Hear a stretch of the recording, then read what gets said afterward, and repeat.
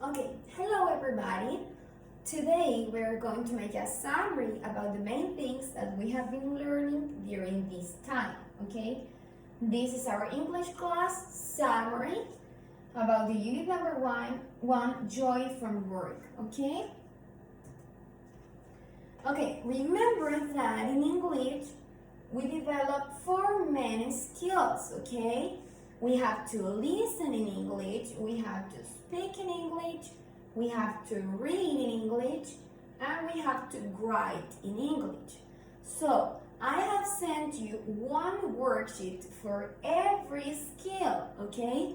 And these worksheets are based in our book and the unit number 1 that is called Joy from Work, okay? This is the unit that we're working. I'm going to give you now some suggestions, some tips for you to work at home. For example, to practice the listening comprehension, you can listen to music, of course in English. You can watch movies or you can watch videos, everything in English. This is a good way to practice your listening. To practice the reading comprehension, you can read short stories, you can read news, you can read the lyrics of a song you like, you can read the transcription of a movie, or you can read a comic. This is the last activity that we work in the book, okay? It was a text, a reading comprehension, and I sent you some questions or some things that you have to complete, some sentences that you have to complete with information from here, okay? So, I suggest you to underline, circle, or highlight the words that you know or the words that you don't understand, and then look for them in an online dictionary or in a paper dictionary. It is important that you search the words that you don't know. Remember that in every worksheet I give you the dictionary, the online dictionary that you can use, that is wordreference.com.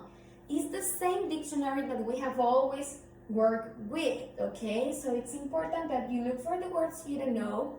You get the main idea of every paragraph for you to understand the whole text, okay?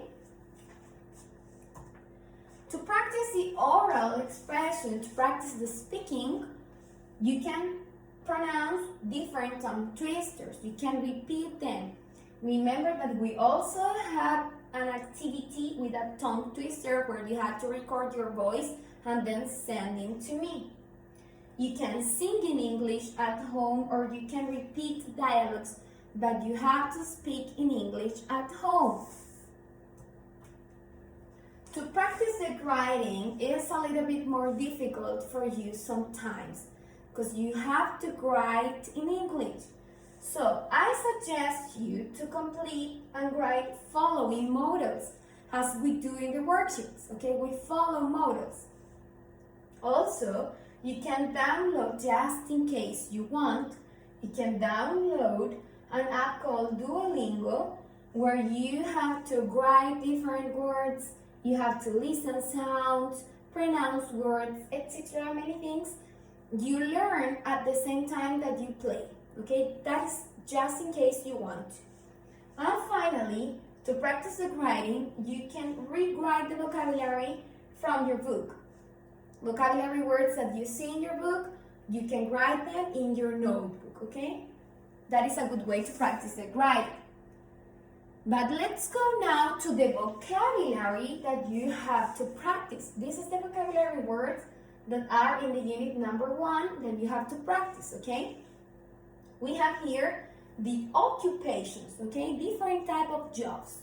We have, for example, doctor, actor, technician, waitress, farmer, principal, dentist, scientist, postwoman, electrician, musician, singer, translator, salesperson, police officer, flight attendant, hostess, pharmacist, sports person, person, journalist, seamstress, lawyer, and psychologist.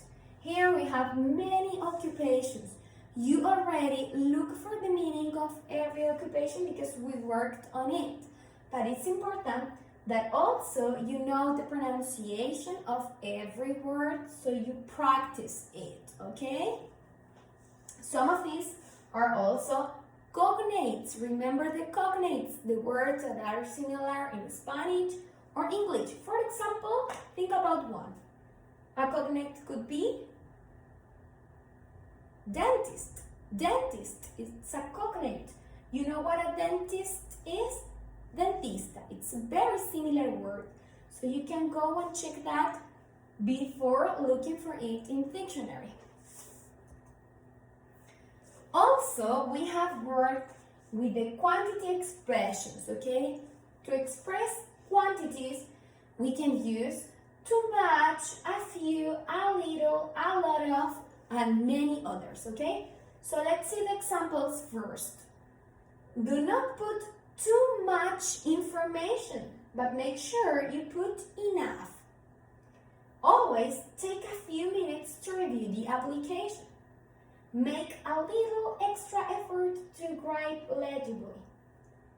If you provide a lot of negative information, it just gives the employer a reason not to interview you. So, we have countable and we have uncountable or both, okay? Remember that countable nouns, I can count them one by one. For example, this is a notebook, okay? This is countable, it's one. But uncountable is the water. The water can be a bottle of water or a glass of water or many other things to name the water, okay? Countable one by one.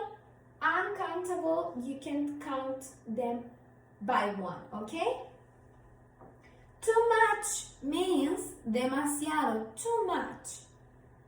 Enough, suficiente. A few, poco. A few is countable.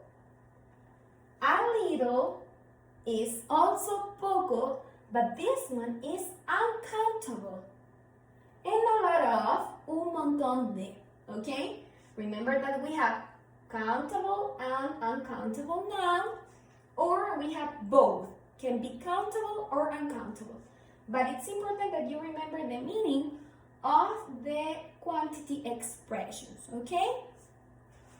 Guys, in case you have questions, in case you don't understand something, please write me to my email. Remember that it's important that you practice your English and that you learn. And don't forget to send me your activities too, okay? Bye-bye.